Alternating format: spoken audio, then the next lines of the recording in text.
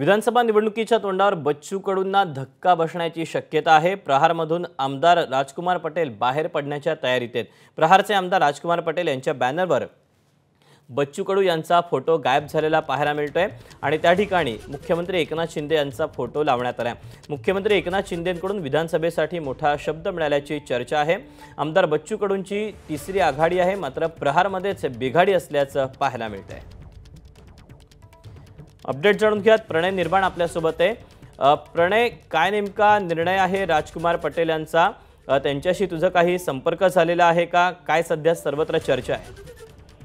दीपक, सर्वत्र चर्चा अमरावती जिल्ह्यामध्ये अशीच आहे की आमदार बच्चू कडू यांचे जे प्रहार संघटना, त्या प्रहार संघटनेचे दोन आमदार आहे अमरावती जिल्ह्यात। एक बच्चू कडू स्वतः आहे आणि एक मेळघाटचे आमदार राजकुमार पटेल आहे।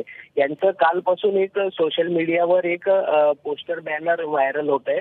त्याच्यामध्ये 6 तारखेला कार्यकर्त्यांचा संवाद त्यांनी त्या ठिकाणी ठेवलेला आहे आणि त्याच्यावर आमदार बच्चू कडूंचा फोटो गायब तर आहे, सोबतच प्रहारचं नाव सुद्धा त्या बॅनरवर नाहीये।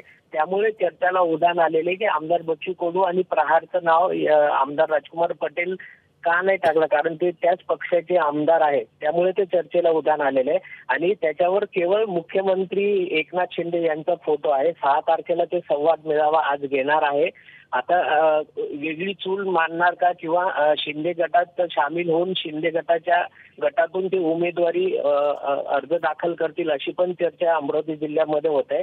आणि विशेष म्हणजे 10 तारखेला एकनाथ शिंदे यांचा मेळघाट दौरा आहे।